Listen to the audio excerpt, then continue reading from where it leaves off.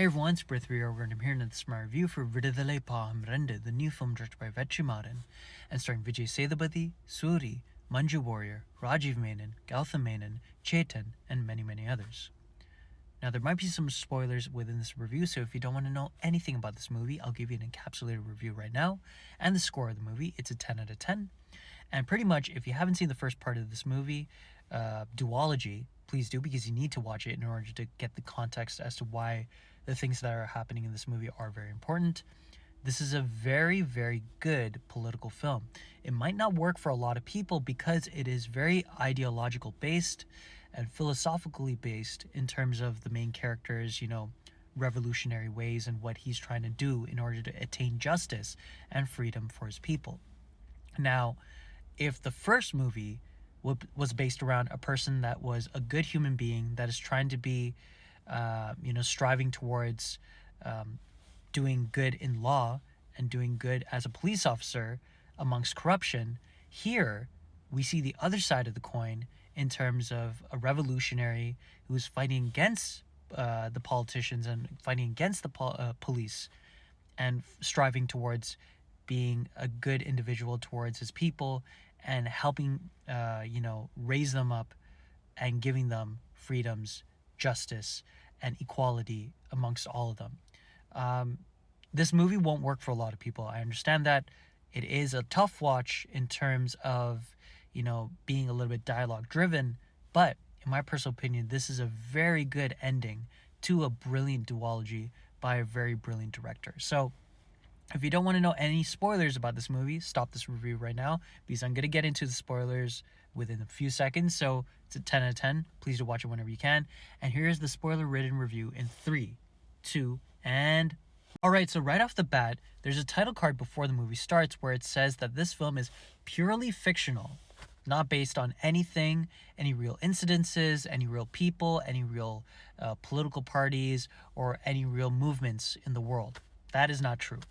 This movie adheres to a lot of things that have happened in the real world, and it's disturbing how accurate some moments are in terms of how it might have happened in the real world.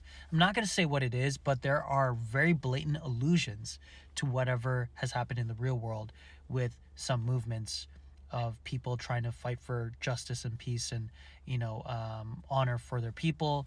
And, there's real very blatant allusions towards political parties, towards police brutality, towards corruption, so on and so forth, that are shown in this film through the characters in this movie. I'm not going to say who, because I think you all know, after watching the first part and probably after the second part, who we're talking about here and who Vetrimaran is talking about here. But I think he's done an excellent job and a very hauntingly good job at showing that corruption, showing that brutality that people have, and showing that ego that people have as well.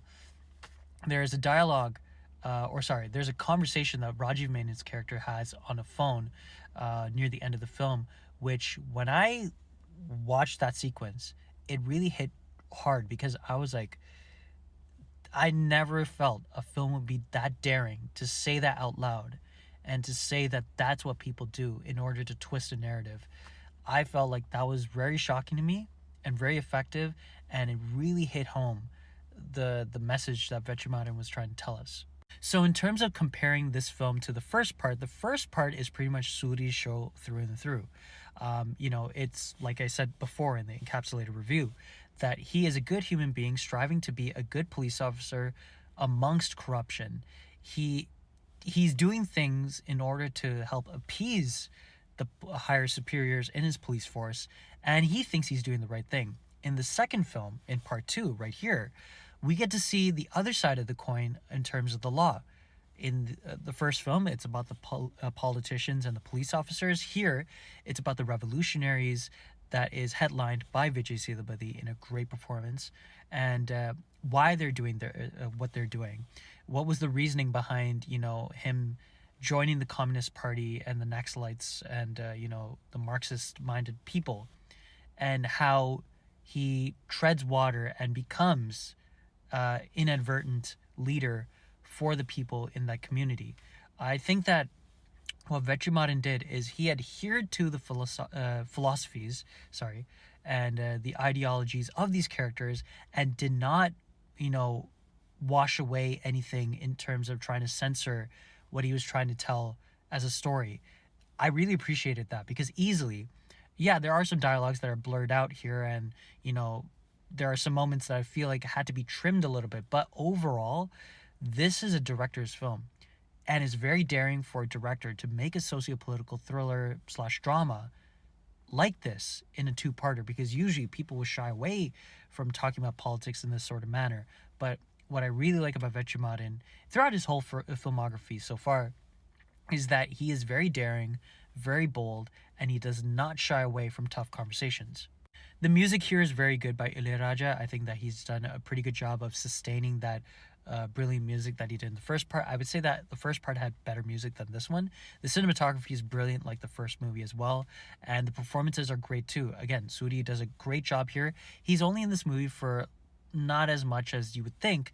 You know, in the first movie, he's the main character. Vijay Sethupathi comes for like 5 to 15 minutes, whereas here Suri's not in the film for 5 to 15 minutes. He's more in the movie for about like 20 to 30 minutes in the entire film, but he is the narrator and he is the through line as a representative of the audience in terms of understanding what's happening.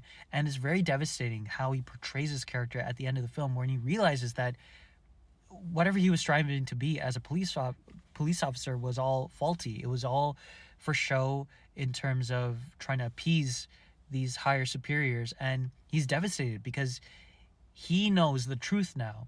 And in the letter that he talks about in the narration at the end of the film, he tells his mother and he pleads her to tell the generations and to tell the next generations, to tell the next generations of the real truths that the police and the politicians hid from the general public. I think that Vijay Sethupathi does a really good job here playing this character too. And Manju Warrior was a great standout as well. Everyone in this movie, even if they're in it for 5 to 10 minutes, they did an excellent job and really blended in to the story and to the atmosphere of this movie, and did not take any cinematic liberties. They all did a great job of letting the story be being in the forefront and allowing it to take precedent rather than trying to outshine the story and be like, you know, the focal point of whatever was happening on screen. I really appreciated that everyone bought into the story, bought into whatever is happening, and did not shy away from making a movie like this. So all in all, I know this movie is not going to be well received by some people because it is very political, it is very hard-hitting, and it's not an easy watch. There's not a lot of police brutality in comparison to the first film. I felt like that was the most jarring effect that I had after watching that movie, is that the amount of violence that was shown in terms of brutality towards other people. Here, the brutality is more psychological. It's more methodical, and it's more about the ideologies that people are brutally attacking throughout the whole film. This is a power play in terms of narratives, in terms of telling the truth, and why it is important to pass on the real truths from generation to generation. Because again, sometimes we are getting a muddled and murky version of a story when really point A to point B was actually going in a through line, whereas here we know we're getting both sides of the coin and we're actually seeing what's really happening, but in real life we don't get to see that and get to hear that, right? So I really appreciated that Vetrimaran showed everything and was unbiased in showing that and telling the audience that it's up to you to understand the real truths of what might have happened in a situation like this. And sadly, there's been situations like this all over the world.